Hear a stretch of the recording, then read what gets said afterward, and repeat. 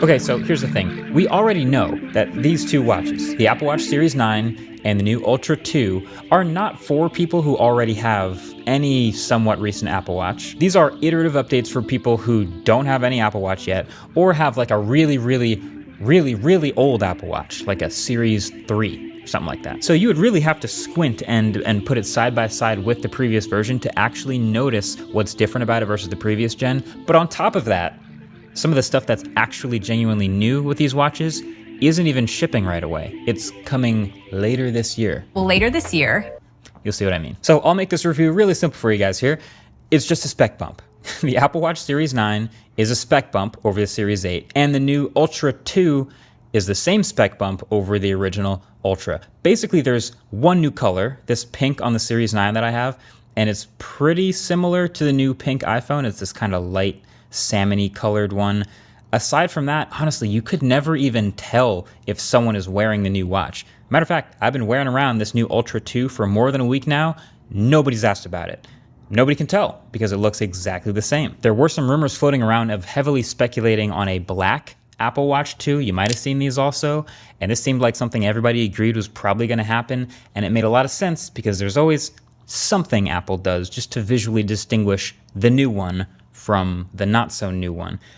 But what I think happened was Apple got to testing it, and then they started to realize just what happens to a coated titanium on a durable focused item like a watch. So kind of similar to the new iPhone, there's these new colors with PVD coating on top of titanium for the iPhone 15 Pro. But it's a phone, so people put it in a case and they're a little bit more careful with it. But on an adventure watch where you expect people to run around outside and beat it up and scrape it and drag it through rocks and sand and stuff, I think they realized that might have a tough time wearing well. So we just didn't get it. Just looks exactly the same. So either way, okay, what is the new spec bump? It's the S9. The new S9 chip inside this phone, or the system in package, the SIP as they call it. Literally everything that's new about these watches stems from this S9. So first of all, it's a faster chip, which just means generally flying around the UI and opening and closing apps and notifications and stuff, like that all is technically faster. Honestly, not super noticeable just because you really don't do a ton of that on the watch, and the refresh rate is exactly the same. But you know what? I'll still take it. But then it's also a more power-efficient chip, which you'll always love to see in a small battery gadget like a watch, but Apple actually targets the same 18-hour battery life that they always do, and instead cranks the maximum brightness of the new Series 9 display up to 2,000 nits thanks to new display driver silicon, and on the Ultra 2, that now goes from 2,000 up to 3,000 nits max brightness. So unsurprisingly, they look great outdoors. You don't necessarily look at it right away and notice it's brighter. It's really only when you put it side by side with the last one that you can at least appreciate how impressive this is. 3000 nits is actually the brightest display Apple has ever put in any gadget they've ever made. The S9 package also includes a new ultra wideband chip that enables precision finding of your iPhone. So basically, Find My iPhone before on the watch was just pinging a sound to play from your iPhone. But now, with the watch, you can have it direct you to find exactly where your phone is. Kind of like finding an AirTag, even more useful if your phone is like in between some couch cushions or something, or if it's playing sound echoing in a weird way. I think this is a great ecosystem feature. I'm sure a lot of people will love it. And the S9 package also has twice as much memory built in now and a double the speed neural engine, which combined is able to give you faster Siri requests, and it's able to process all the Siri requests on device without any connection to the internet. So Siri's kind of famous at this point for occasionally just grinding to a halt and not answering questions, or just taking forever because you have a terrible internet connection.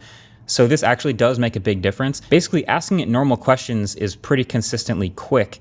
The on-device transformer model is also a bit more accurate. Now, Apple wasn't actually specific about which Siri requests are happening completely on-device, but if we just use our inferencing here, what I understand is happening is basically all of the voice processing is happening on device from the S9, and then anything that actually needs to go to the internet to look something up, that's when it goes and does the round trip. So something like set a timer is always going to be nice and quick no matter what your internet connection is, because that's all on device. But if you ask it like, how tall is the Empire State Building, it'll process your voice quickly, but then it still needs a decent internet connection to do the rest of it fast. It's also supposed to be able to access your health data and be able to submit health data from just your voice, because it's all on device and local and secure.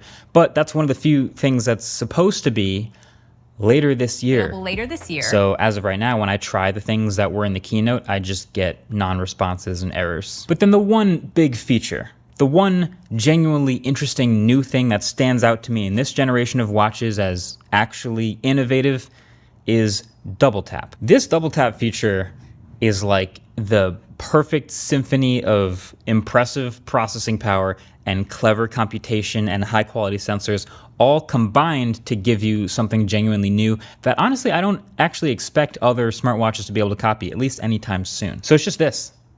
It's just double tapping your thumb and your pointer finger on the same side that you're wearing your watch to select things on the watch later this year. So Apple actually had to ship me a separate watch running, I guess, an early copy of watchOS 10.1. All the new watches shipping right now have 10.0, but the feature itself is simple. You raise to wake, and then you double tap your fingers together to control what's happening on the screen of the watch. This is basically most useful in instances where your other hand is full. Maybe you're carrying something, or you're walking a dog, or you're cooking and your hand is dirty, something like that, whatever. But when you actually do it, it's basically set up to either select the primary button in whatever app you're in, or advance through the stack of widgets in a Siri Smart Stack. So basically, if you're receiving an incoming call, no matter what, when you double tap, it will accept the call. It's the primary button. And then when you're in the call, another double tap, that hits the end call button, because now that's the primary button. That's also strangely satisfying. In the past for me, I know if one hand is busy, it's been like a nose tap. I know I'm not the only one who's done that, so you can't judge me, but I'm welcoming of this sort of solution to that problem. And honestly, it's been very accurate. Very few false triggers. I know that I kind of have to give it a second once I raise to wake and then double tap, but it's consistent. It's very good. Now, the whole but actually thing about this not being new here is there was an accessibility setting called Assistive Touch added, I think, all the way back with the Apple Watch Series 6, which was designed for people who don't have another hand to use their Apple Watch, so they have to be able to control it with just their one hand.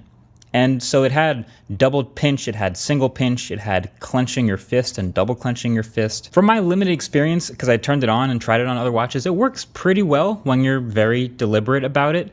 But the official reason why this double tap is new, and therefore only available on these newest generations of watches and not the older ones, is the most Apple thing ever. Okay, ready?